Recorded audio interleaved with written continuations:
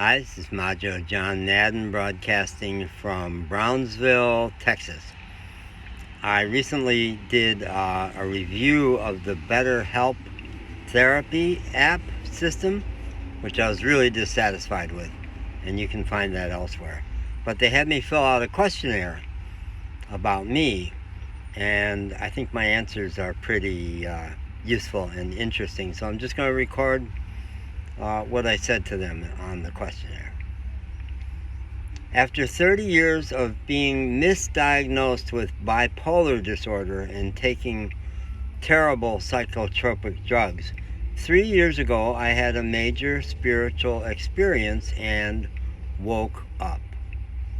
I'm essentially happy all the time and feel guided by spirit in almost all decisions, large and small. I have a Ph.D. in clinical psychology and an extraordinary amount of experience in all manner of counseling and personal growth over many, many years. About 3 months ago, I ended a 3-year relationship with a very good LCSW counselor because I wanted more personal engagement than she felt she could professionally offer. I wasn't looking for her to divulge personal secrets, but I wanted more active engagement and less passive listening. With a lot of push from me, she did make progress towards offering her here and now reactions to things I was saying, but there still were lots of ways she kept herself a blank slate. That's the classic therapy way of operating, blank slate. And I did that. I was a psychotherapist for 20 years, and I never actually was like that. Here's my June 20th Facebook post. I gave my current definition of psychotherapy, which is a little acid these days. The process of attempting to have a meaningful human relationship with someone who is intentionally choosing to play the role of a person with a very limited emotional vocabulary. And I signed that quotations from Chairman Majo. Back in the 70s, the good American communists all carried a little red book, quotations from Chairman Mao, and I'm playing with that these days. My Asheville, North Carolina nickname for 16 years was Majo, given to me by the great sage Yahoo, derived from the M.A. from Madden and the J.O. from John. Everybody in Asheville knew me as Majo. My change process has been intensified by 2 years of nonstop travel. 1 year in the high mountains of western North Carolina above Asheville, and now another year drifting towards the southwest with a target of Mexico. The wonderful Appalachian country people could not wrap their hands around the name Majo, and my friends and family back in my hometown Chicago, where I spent 6 weeks in the fall, all know me as John. So these days I go by Majo John, or often simply John. I'll let people call me what they want.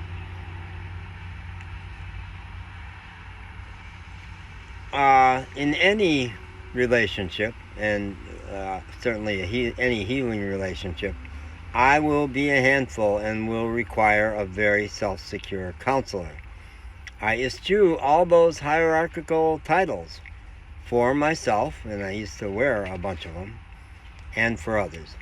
My goal for myself is that contact with me will be healing for all I encounter. 80% of the time I offer what I call healing validations, and that's the title of my blog. But I've been inspired by Brené Brown's research finding that for health, we need an active dialectic between what she calls open-heartedness and what her research has defined as solid boundaries. I abbreviate this dialectic as strong yeses and strong no's. I've pretty much always, since my early 20s anyway, been known as a courageous truth teller. But since my waking up experience on June 26 of 2019, I've been leaning into my no's. and my solid boundaries, to an extent that about 80% of my old friends find uncomfortable or even intolerable. Last summer I heard a politically progressive Christian minister say that Jesus pissed off 80% of the people who listened to him because his social gospel was too strong, too radical for people. And that if we are not hitting a percentage something like that, we may not be truly walking the Christian walk. I don't these days identify myself as Christian specifically, but I do frequent Christian churches often and consider myself a student of Jesus, along with some other people. So, but that 80% bogey, I'm doing that pretty good. The people who welcome my level of openness and dialogue and challenge mostly are crazy about me these days, because I am how they want someone to relate. But lots of people in my life have fallen away. They were more comfortable with the old, less assertive John or Majo. And I've fired some others, some key ones. So I was like, why was I ever settling for that kind of relationship? Also, the spiritual experiences that started 3 years ago for me have only intensified over the last 3 years. There is lots of how I experience the world and myself that I hesitate to offer anybody. As I said to my old therapist, I'm not a normal person. I've changed a lot, and I do have very special experiences. And she seconded that. She never had concerns that I was mentally ill. She always knew that was not the case. But she knows I'm unusual.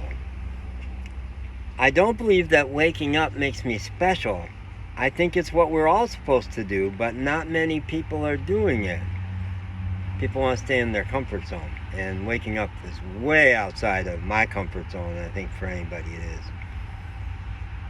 But I think it's what we're all supposed to do, and more are doing it than ever before. I stumble on people and go, that guy's awake, or that woman's awake, or Richard Bach, who wrote Jonathan Livingston Seagull, wrote another book called Illusions, Reflections of a Reluctant Messiah, and looking back on it now I go, bingo, he was awake.